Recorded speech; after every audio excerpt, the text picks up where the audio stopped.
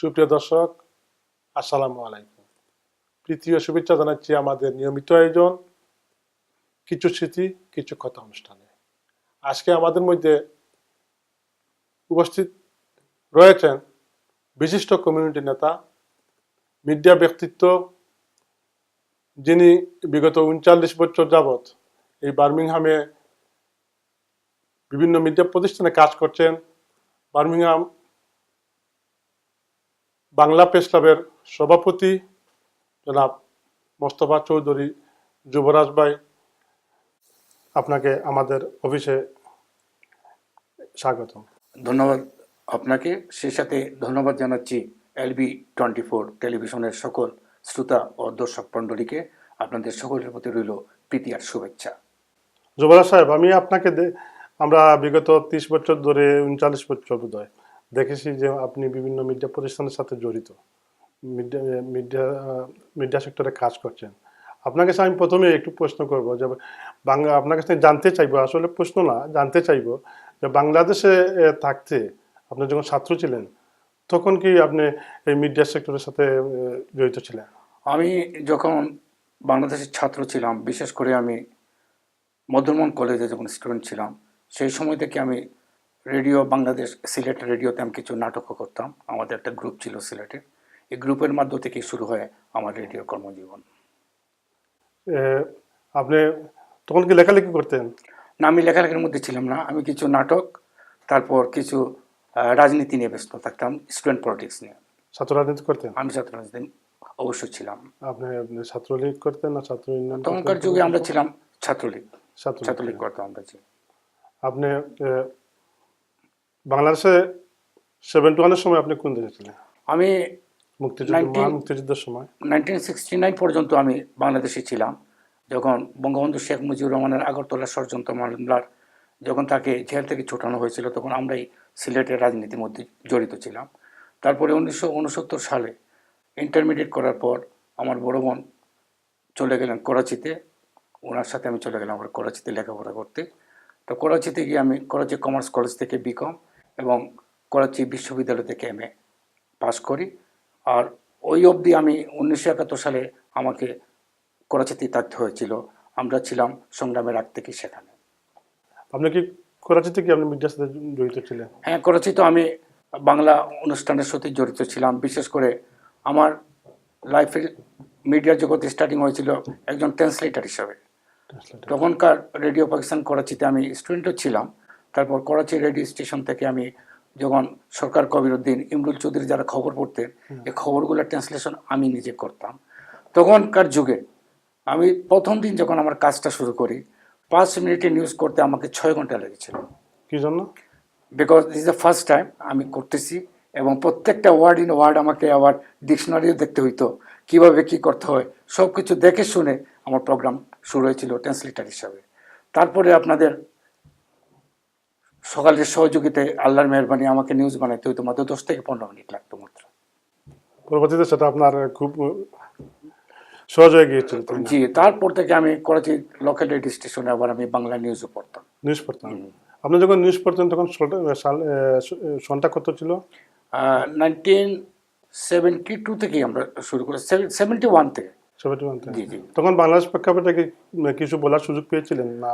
বাংলাদেশের থেকে না, আমাদের তো বলার কোনো সুযোগই ছিল না। আপনি একটা স্টেশনে কাজ করতেছেন, যেমন আপনি LB24 কাজ করছেন, LB24 এর যে প্রসিজিওর আছে তা আপনাকে মানতে হবে। তখন আমি রেডিওতে ছিলাম, রেডিওর যে প্রসিজিওর ছিল, প্রসিজিওর অনুসারে আমাকে কাজ করতে হতো। তখন আপনারা ইচ্ছা থাকা সত্ত্বেও? ইচ্ছা থাকা না, আমাদের কিছু করার ছিল না। আপনি ব্রিটেনে কবে আসলেন, কবে কিভাবে আসলেন? আমি ব্রিটেনে সর্বপ্রথম আসি 1977 এর 10th of August। 10th of August 1977 ব্রিটেনে কি আসার পর আপনার প্রথম দিনের স্মৃতিটা একটু বলুন। প্রথম দিন আসার পর আপনি কিভাবে স্বপ্ন দেখেছিলেন? কিভাবে? অ্যাকচুয়ালি 1977 যখন আমি ব্রিটেনে আসার উদ্দেশ্যে আমি প্রথমে রওনা হই আমস্টারডামে।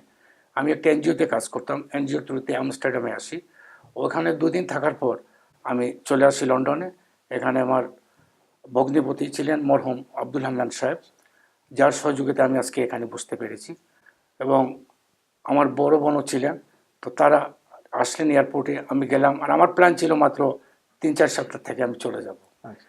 তারপরে আর থাকার আর আর যাওয়াই হয়নি। যাওয়া হয় নাই। বোন ভগ্নিপতির জুড়ে আমাকে এই দেশে থাকতে হলো। তখন নানান প্রবলেমও ছিল থাকার ব্যাপারে, ইমিগ্রেশন প্রবলেম ছিল। তখন হান্নান সাহেবের মতো আমার আরেকজন বড় ভাই ছিলেন এই দেশে, তিনি হলেন তাজমুল টনি হক সাহেব, যার সহযোগিতায় অনেক উনি আমাকে সাহায্য করছেন। তখন আমাদের এখানকার এমপি ছিল রয় টার্সলি সাহেব, ওনার কাছে নিয়ে গিয়ে আমাকে অনেক সাহায্য করে তারপর আমি এই দেশে থাকার সেটেলমেন্ট পেয়েছিলাম। উনি শুধু এটাই করেনি, যেটা করে থাকে মানুষের জন্য সেটা মনে রাখতে হয়। আর আমরা মানুষ চলে গেলে মানুষের কথাই আমরা স্মরণ করি, উনি ভালো ছিল, উনি আমাকে এটা করেছে। তো মানুষকে জানা উচিত যে আমাকে একজন লোকের উপকার করেছিলাম, সে স্বীকার করছে। আমার প্রথম জীবনের চাকরি এই দেশে টনি হক সাহেবের বদৌলতে আমি সোনালী ব্যাংকে চাকরি করি। আমার স্ত্রী আজ স্কুলের শিক্ষিকা, ওনারই বদৌলতে। ওনাকে একদিন বললাম, ওয়াইফ এখন বাচ্চারা স্কুলে চলে যাচ্ছে, সে তো একার বাসায় কী করবে। তখন উনি বললেন, ঠিক আছে আমার স্কুলে দিয়ে দাও, বাইলিঙ্গুয়াল টিচার হিসেবে কাজ করো। তারপর থেকে শুরু করে আমার ওয়াইফ আজকে সে এস্টাবলিশড স্কুল টিচার। ধন্যবাদ। আপনার কাছ থেকে অনেক কিছু, আসলে টনি হক সাহেব সম্পর্কে আমরা কমিউনিটি সবাই আমরা জানি যে উনি কমিউনিটির অন্যতম এক পুরুদা, যে যাকে আমরা অনেকেই বলে থাকেন যে এক বড় অভিজ্ঞ, অনেক অবদান রয়েছে এই উনি কমিউনিটিতে। একজন মহান ব্যক্তিত্ব, মহান ব্যক্তিত্ব কিন্তু নিঃসন্দেহ। কিন্তু আমার উচিত আমরা যারা কমিউনিটির যারা আছি, আমাদের মুরব্বিয়ানকে আমাদেরকে শ্রদ্ধা করে তাদেরকে স্মরণ করতে হবে তা তো এবং মূল্যায়ন করতে হবে। হ্যাঁ, আমাদের এই কমিউনিটিতে হাতে গোনা যে কয়েকজন বার্মিংহামে মূলত টনি হক সাহেব একজন, মরহুম মরহুম যে হাতেম তাই বলে কি আফরোজ মিয়া সাহেব, আব্দুল মিয়া সাহেব, আব্দুল হান্নান সাহেব, আব্দুল সবুজ চৌধুরী সাহেব, কুতুব সাহেব, তাদের মতো লোকের কথা আমাদের স্মরণ করতে হয়। এবং আপনি যে আমাকে প্রশ্ন করছেন রেডিওর ব্যাপারে, এই দেশে আসার পর রেডিওর ব্যক্তিত্ব উনি ছিলেন প্রথম। আমাদের বাংলা অনুষ্ঠান শুরু হয়েছিল বিআরএমবি রেডিওতে, আর ওনার অনুপ্রেরণায় আমি রেডিওতে কাজ শুরু করি, ওনাকে অ্যাসিস্ট করি।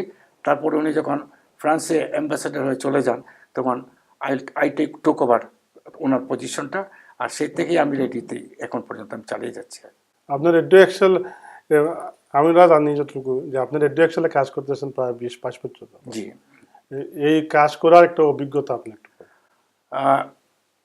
এটা খুবই ভালো প্রশ্ন।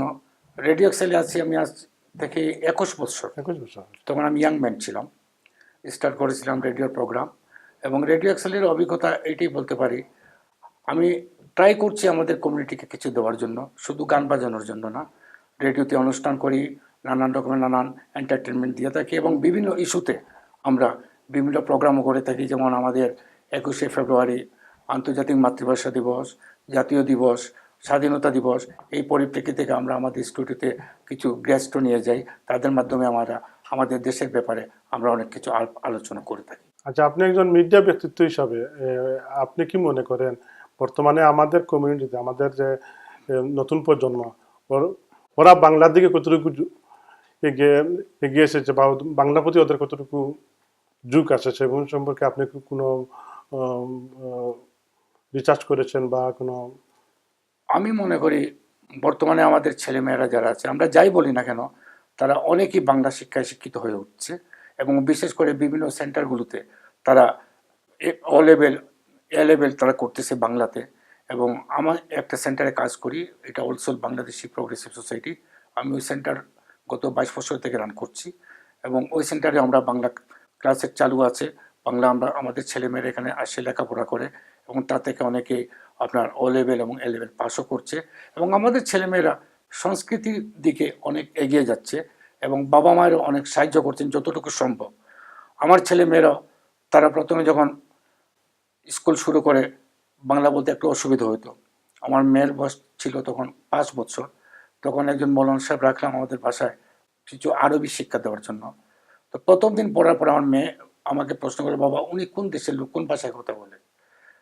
সে তো বাংলা বুঝতে পারতেছে, আমরা তো আমাদের লোকাল ল্যাঙ্গুয়েজ হলো সিলেটি। তখন আমি বললাম তাকে, না মা, এটাই আমাদের আসল বাংলা ভাষা, ওই ভাষাকে আমাদের শিক্ষণীয় হয়ে উঠতে হবে। প্রথমে তুমি সিলেটি শিখো, তারপরে তুমি মাতৃভাষা শিখতে হবে। তো আল্লাহর মেহরবানি আমার ছেলে মেয়ে দুজনে ভালো বাংলা কথা বলতে পারে। আপনি একজন মিডিয়া ব্যক্তিত্ব, এখন আপনি যখন এদেশে এসেছিলেন তখন আমরা ব্রিটেনে বাংলা সংবাদপত্র 2-1টা ছিল বোধহয়, জি 2-3টা ছিল। এখন তো অনেকগুলো বাংলা সংবাদপত্র হয়েছে, এখন বার্মিংহাম থেকে প্রকাশিত হচ্ছে, ব্রিটেনের বিভিন্ন শহর থেকে প্রকাশিত হচ্ছে, পাশাপাশি অনেক টিভি চ্যানেল হচ্ছে, যেটা আমাদের জন্য কোনোদিন চিন্তা করা ছিল না। এখন তো অনলাইন টিভি হচ্ছে, এখন এই যে অনেকেই ওই যে অনলাইন টিভি আমাদের টিভির কথাই পাবে, এই সম্পর্কে আপনার কি ধারণা আপনার এজ এ মিডিয়া পার্সন হিসাবে? আমি অ্যাকচুয়ালি জানতাম না আগে LB24 যে অনলাইন টেলিভিশন চালু হয়েছে। আপনি যখন থেকে প্রোগ্রাম শুরু করেছেন এবং আপনি আমাকে একদিন ফোন করে বললেন ভাই আমরা প্রোগ্রাম শুরু হয়েছে LB24-এ, তখন আমি একদিন হঠাৎ দেখলাম যে আপনার প্রোগ্রামটা হচ্ছে কিছু স্মৃতি কিছু কথা নিয়ে, তো মোটামুটি ভালো লাগলো। আর ব্যাপারটা হচ্ছে এখন ওয়ার্ল্ড ওয়াইড LB24 সবাই দেখতে পারবে। এখানকার আমাদের যে লোকাল টেলিভিশন আছে এটা তো আমরা শুধু লোকালি দেখি, ইউরোপে দেখি, কিন্তু আপনি ক্লিক করলে LB24 ওয়ার্ল্ডের যে কোনো জায়গা থেকে আপনার আত্মীয় স্বজন সবাইকে বলতে পারেন আজকে আমার এই অনুষ্ঠান আসছে, আপনারা অনুষ্ঠান দেখেন। এবং আপনার এই অনুষ্ঠানের মাধ্যমে আমি মনে করি আমাদের কমিউনিটিও কিছু উপকৃত হচ্ছে এবং যারা আমাদের পুরাতন লোক, যারা যোগ্য ব্যক্তিত্ব, তারাও আসছেন, তাদের সাক্ষাৎকার দিচ্ছেন এবং আমাদের লোকেরাও জানতে পারছে তারা সমাজে কতটুকু অবস্থান ছিল।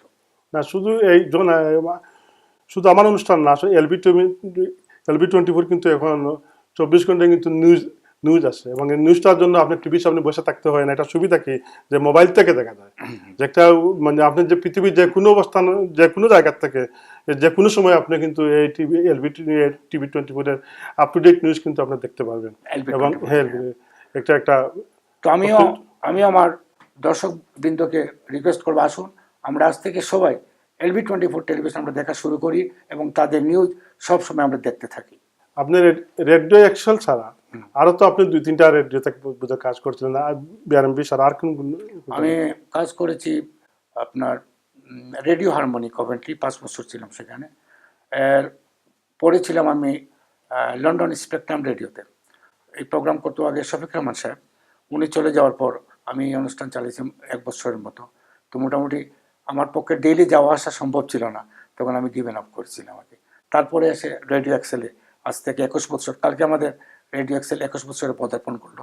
এই 21 বছর থেকে আমি আছি স্টেশন। আপনি বার্মিংহাম বাংলা প্রেস ক্লাবের সভাপতি। বার্মিংহাম বাংলা প্রেস ক্লাব সম্পর্কে কিছু বলুন। দেখুন, বার্মিংহামে আমাদের কোনো প্রেস ক্লাব ছিল না। আমরা সব মিডিয়াম ব্যক্তিত্ব, আমাদের অনেক ভাইয়েরা আছেন, আমাদের টেলিভিশনে কাজ করেন, রেডিওতে কাজ করেন, সংবাদপত্রে কাজ করেন, কিন্তু আমাদের কোনো একটি বসার জায়গা ছিল না। তো একদিন আমরা প্রোগ্রাম করলাম, বিশেষ করে আমাদের সেক্রেটারি আবুল কালাম আজাদ সাহেবের সাথে এবং ট্রেজারার আশরাফ আহমদের সাথে, আসুন আমরা আমাদের মিডিয়া ব্যক্তিত্বদের নিয়ে আমরা কিছু করি। সেই পরিপ্রেক্ষিতে আমরা একটি কমিটি গঠন করি 1997 সালে বোধহয়। তারপর থেকে আমরা আমাদের প্রোগ্রাম চালিয়ে যাচ্ছি এবং বিশেষ করে আমরা খুব বড় অভিষেক অনুষ্ঠানও করেছিলাম আমাদের এই বাংলা প্রেস ক্লাবের মাধ্যমে। আর ওই প্রেস ক্লাবের মাধ্যমে আমরা এখন আমাদের বাংলাদেশিদের কোনো কিছু ঘটলে প্রেস ক্লাবের মধ্যে আমরা তা প্রচার করে থাকি। আপনাদের এই প্রেস ক্লাবের সাথে কি লন্ডন বাংলা প্রেস ক্লাবের কোনো না, আমরা কোনো যোগাযোগ মানে কোনো লেজুর ভিত্তি আছে কি তাদের ব্রাঞ্চ বা এই ধরনের কিছু? না, আমাদের প্রেস ক্লাব আমরা কমপ্লিটলি ইন্ডিপেন্ডেন্ট, আমরা আমাদের নিজেদের ভিত্তিতেই আমরা চালিয়ে যাচ্ছি। এবার একটু অন্য প্রসঙ্গে বলি, আপনার অনুষ্ঠান আমি সবসময় শুনি, আপনার রেডিও এক্সেলে স্পেশালি সুরমার ডেও প্রথম শুনতাম আপনি এই যে পুরানো দিনের গানগুলো বেশি বাজাতেন, মান্নাদের গান, গানগুলো। আজকাল থেকে আবার আব্দুল করিমের গান একটু বেশি, এর ব্যাপারটা হচ্ছে আমিও আব্দুল করিমকে ভালো করে চিনতাম না, কিন্তু আব্দুল করিম সাহেব যে একটা আধ্যাত্মিক টাইপের লোক, এত ভালো লেখক আমি নিজে বুঝতে পারিনি। কিন্তু ওনার ভাব ভাষা যদি শুনেন, ওনার গানগুলো শুনেন, আপনার মনের ভিতরে অনেক দরদ আসে। আমি নিজে খুব পছন্দ করি, সেই জন্য আমি সপ্তাহে প্রত্যেক অনুষ্ঠানে আমি 1টা কি 2টা আব্দুল করিমের গান দিই এবং আমার অনুষ্ঠানে 3টা থেকে 4টা আমি ভারতীয় বাংলা গানও দিয়ে থাকি। কেন আমার শ্রোতার সংখ্যা সবাইকে মেনটেন করতে হয়, ইয়াংস্টার থেকে মিডিল এজ এবং ওল্ড এজ। আমাদের এই যে যারা আছেন তারই আপনার হেমন্ত, মান্না দে, কিশোর কুমার, লতা মঙ্গেশকর, তাদের গান বিশেষ করে শুনে থাকে। তো I am cater for everyone. Thank you.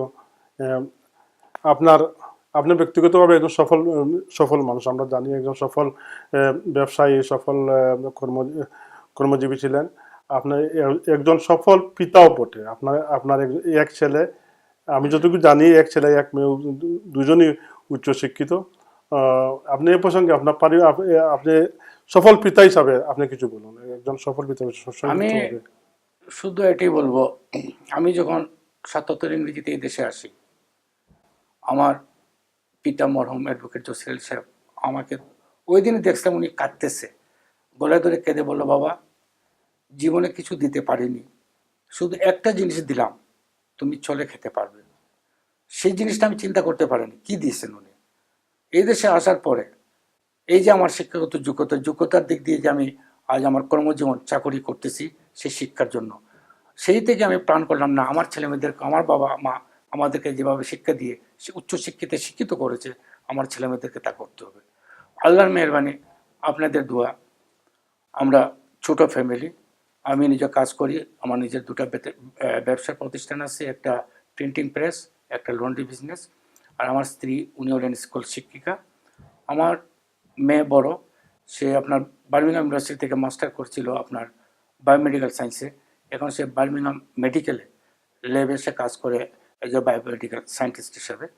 আর তার স্বামী একজন senior manager American investment bank লন্ডনে কাজ করে।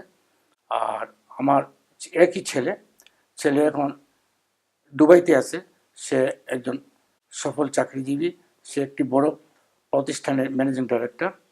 এবং আমার ছেলের বউ, she is a professional barrister and she was the public prosecutor of country court as well. জনাব যুবরাজ সাহেব, আপনাকে আমাদের স্টুডিওতে আসার জন্য ধন্যবাদ, এবং আপনার মূল্যবান সময় দেওয়ার জন্য। আসলে আপনার কাছ থেকে অনেক কিছু আরও কিছু জানার ইচ্ছা ছিল, কিন্তু সময়ের সীমাবদ্ধতার কারণে আজকে এ পর্যন্ত আমরা বিদায় নিতে হচ্ছে। যাওয়ার আগে আপনি LB24-এর দর্শকের উদ্দেশ্যে কিছু বলুন। ধন্যবাদ শেবুল চৌধুরী সাহেবকে। প্রথমে আমি আপনাকে ধন্যবাদ জানাচ্ছি LB24-এ আমাকে কিছু বলার সুযোগ দেওয়াতে। এবং আমি শুধু একটুই বলবো, আসুন বাংলাদেশি ভাই বোনের, আমরা যে যেখানে থাকি, কাছে থাকি দূরে থাকি, আমরা আজ থেকে LB24 দেখি এবং LB24-কে আমরা আরও এগিয়ে নিয়ে যাই, এটি আমাদের প্রত্যাশা। এবং আমাদের পক্ষ থেকে আপনাদের কোনো সুযোগ সুবিধা সহযোগিতা যদি থাকে আমরা আপনার জন্য চেষ্টা করব। এবং ধন্যবাদ আপনাকে LB24। খুদা হাফিজ। সুপ্রিয় দর্শক, আজ এ পর্যন্তই, আবারও দেখা হবে। সে পর্যন্ত ভালো থাকুন, সুস্থ থাকুন। ধন্যবাদ।